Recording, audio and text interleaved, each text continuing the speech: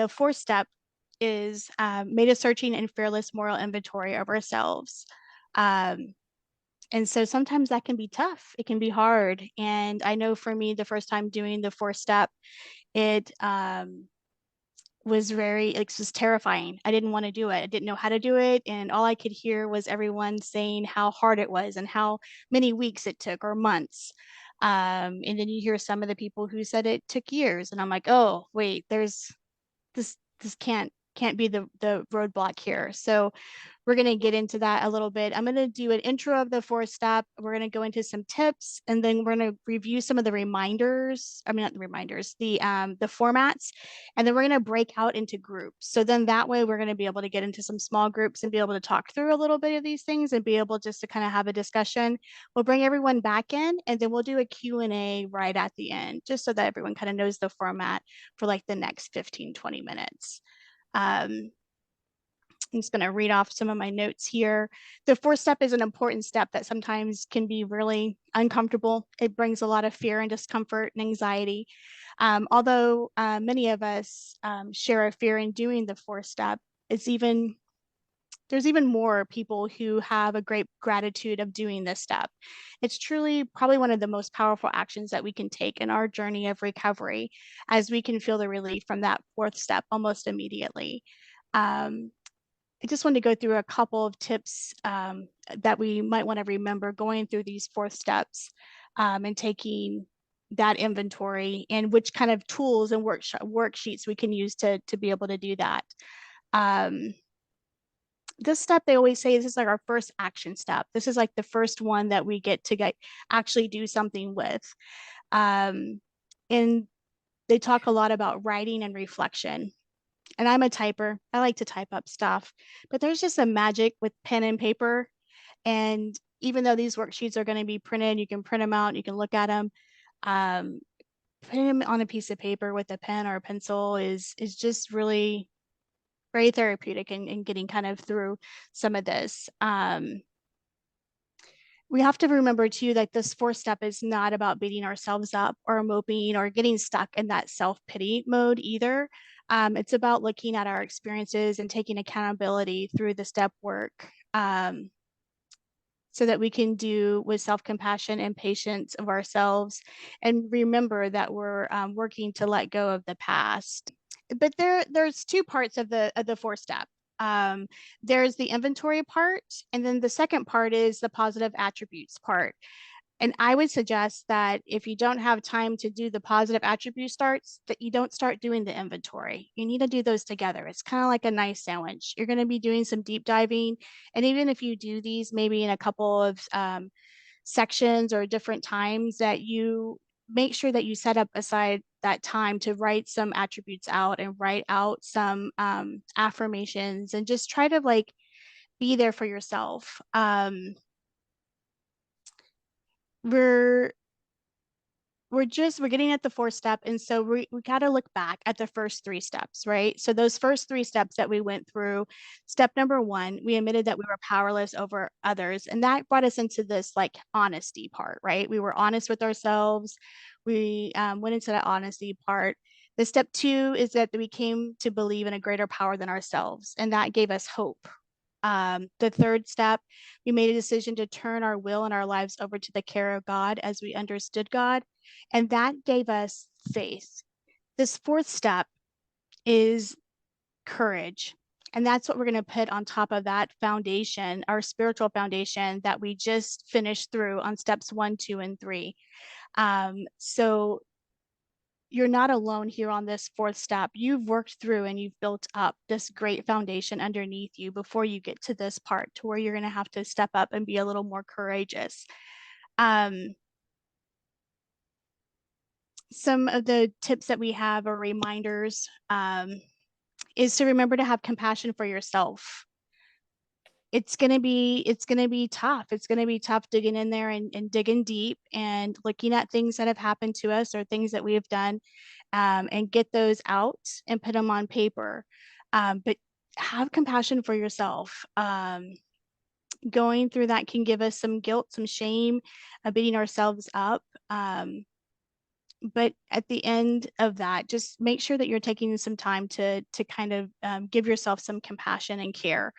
Um, the second one is to ask for help. Don't stall, but know your limits because you're not alone. And I know that kind of sounds all kinds of like contradictory, but you're surrounded right here. This is a community. That's why we go to CoDA. That's why we go to our meetings. That's why we have sponsors. Why we have recovery friends. You're not in this alone. Um, Reach out, send a text, make a phone call, have some coffee. Um, know that you're not doing this alone. The other part of it is I know for me, I'm a procrastinator. I'll procrastinate until I give myself a deadline and I have to have it done, kind of like this presentation. Was working on it till like 5 minutes before I jumped on, and it's okay. That's all right. Um, and so don't stall. Sit down, block some time out and say, hey, I'm going to work on this for 10 minutes today or 15 minutes today. And just sit there and do it. It's not going to be perfect. We weren't perfect to begin with. So this isn't going to be perfect either. And there's no right or wrong way of doing it. But also know your limits. If you're getting in there and you're spiraling or you're really feeling that, then take a break. Stop, wait till the next day, do it again, set some more time. Don't feel like you got to like rush and do it all at once. Um, but know that you're not alone.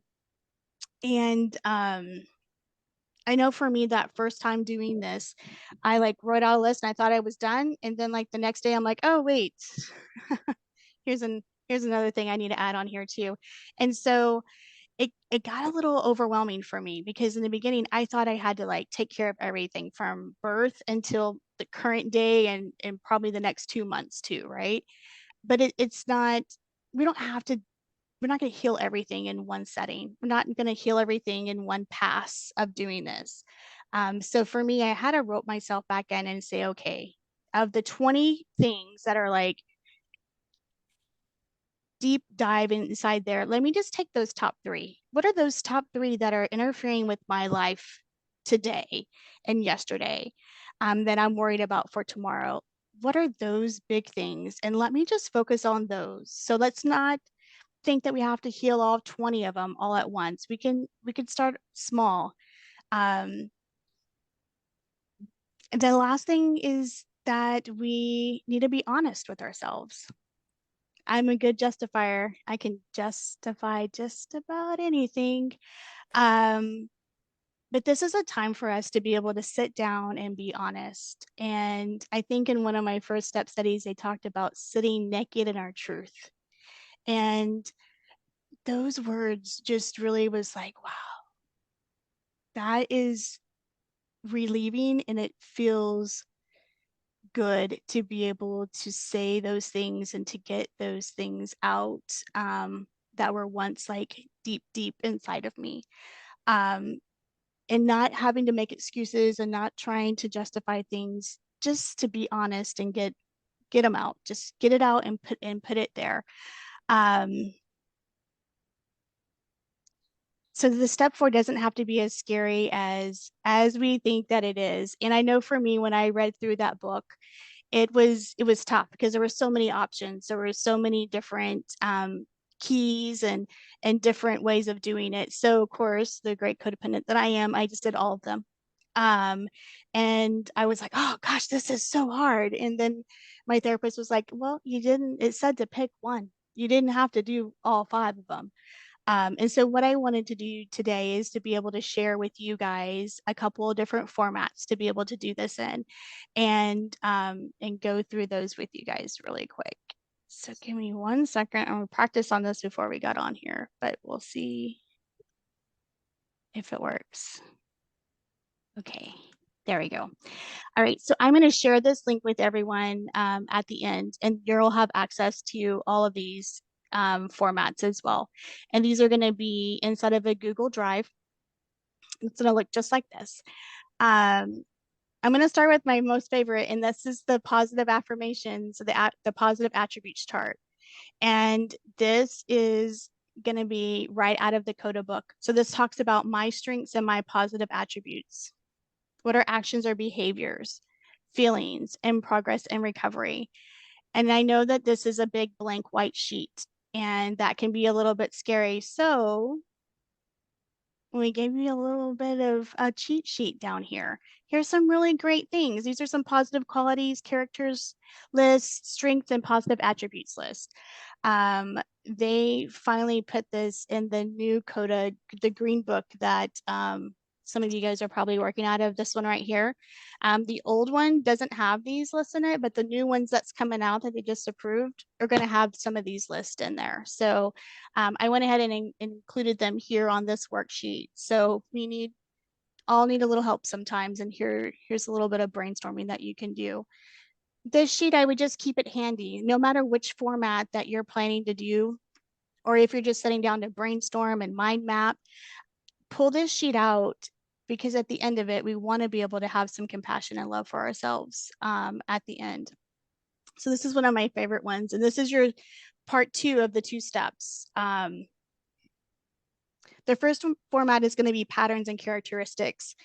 And this one, most of us in our meetings, you guys read through these in your meetings each week. These are like your denial patterns, your low self-esteem patterns, and your compliance patterns, your control patterns. So in our green book, it talks about finding those patterns and being able to identify, how did I hurt myself and how did I hurt others?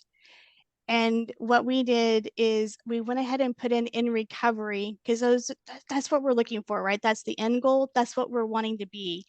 And this pattern, these were a lot easier for me to fill out than some of the other ones, because these were things that I was already familiar with, that I would read each week, and something would always resonate with me of like, oh, that's why I'm codependent, or this is a pattern that I'm struggling for this week. So you don't have to fill out all of these. Just pick, 1 or 2 in each section, just whatever speaks out to you right at this time, and just write in, how did I hurt myself? How did I hurt others?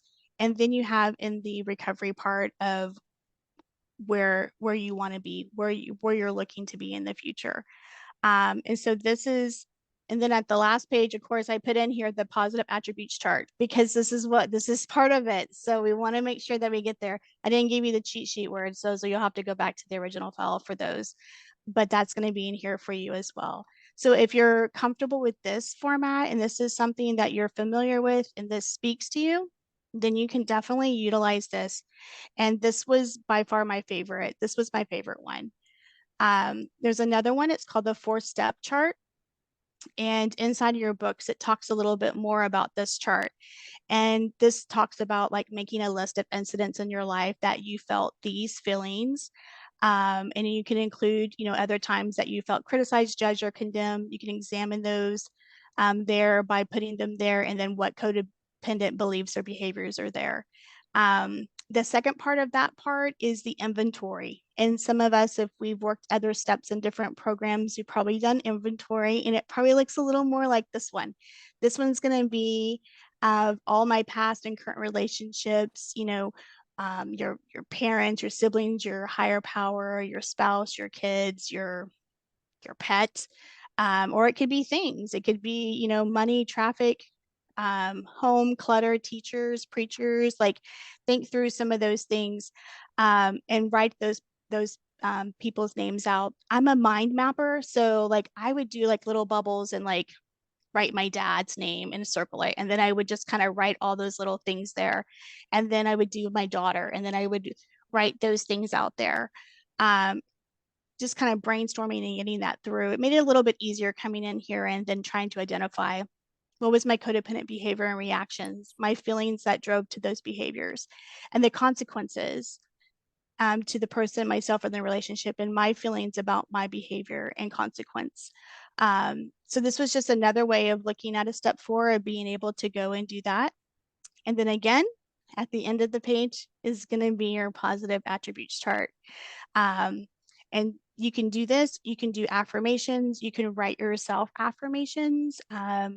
There's a great formula out there that talks about like having to pull in different pieces. I don't have that with me, but I can get it to you later if you need it, or if you'd like to do those. The third format is going to be the timeline history format. And what this is going to do is it's going to break it down like from every 7 years. So from birth to 7 years, 7 to 14 years. And this is just kind of a simple chart. You can make it as big or small as you want. Some areas may be a little bit bigger. I know in my 20s and 30s are probably a lot more going on there than than those early years. But just sitting through and kind of writing through, what are some big things that happen to you during these times? And then what are those indices that are there? And you can write out the patterns of codependency and then the patterns of healthy behavior. So you want to be able to balance that too, to see like what are some things that I can see where my patterns began, and then where are some things that I can see that are healthy behavior. And again, here is the positive attributes chart because we want to always sandwich this back together. And then for D, this is a new one. This is not in your green book. This is going to be in the new draft that they just sent out. It should be in the new purchases. If you guys are purchasing the new workbooks, this should be in here. It's a 46 question. There are some people who love these questions, and this just kind of guides you through, kind of like they have some that combine 1, 2, and 3 together, those steps. And this is kind of doing the same thing. This is going to kind of like narrate you through your 4th step. It's going to ask you those questions of like childhood. It's going to bring you into where you are today. It's going to ask about, what are some of those codependent behaviors that you're covering up? What are some of those that are my fault or my responsibility? What resentments am I holding on to? What boundaries may have been crossed that triggers my anger? So this is a 46 question that's going to kind of guide you through and do just kind of explore and go everything through that part with you. So if this resonates more with you, get some piece of paper out and write 1 through 46 and make it a day, and get through that. But at the end of it, we're going to want to come back and do our positive attributes here, because we got to be able to take care of ourselves. We have to give ourselves that compassion and that care and that love. I know for me, my therapist, when I went to go do this, he had highly recommended that I schedule something for myself, something that I loved. I love going to the spa. So I scheduled a spa day. I was like, okay, I'm going to break out my morning. I'm going to go ahead and do my inventory. I'm going to go through and do a deep dive in here. And then this afternoon, I'm going to go do some retail therapy, and I'm going to go get a massage. And I'm going to end this day in a nice day of taking care of myself and gratitude, to be thankful for where I am today. And so that kind of goes over all the different formats. So we went through the inventory formats here, the 4 different ones that we have available. And there's more ways to do it as well. You can Google it. There's a ton of different places out there that different 12-step programs may do them a little bit differently. Just pick something that resonates with you. There's no right or wrong answer. There is no one way of doing it. The second part of that is going to be the positive attributes format. No matter how that is, if that's filling out that with your positive behaviors and qualities and values, put that in there. Or if that's reading affirmations or getting your favorite meditation book, something there to be able to like refill that you've just dug out and threw up everywhere. So just remember that the 4th step is a 2-step process. It's your inventory, but it's also that positive attributes part. And then that is going to bring us, we're doing pretty good on time. That's going to bring us down to where we're going to break out into groups. And guys, this is the first time that we've done this with such a big group. So you'll have to bear with us. I think we're going to break out into 2 groups. Amy will take one and I'll take the other one. And what we're going to do is we're going to review a couple of these questions down here. And in our books, this is kind of the questions. These are the beginning questions that it has us ask ourselves. What does fearless mean to me? What does moral inventory mean to me? What tools might I use to help take this inventory? And which of these formats will I use to do my 4th step? So just be thinking about those things. We'll break up into 2 groups. for about 15 minutes. You don't have to do anything. It's going to automatically put you there.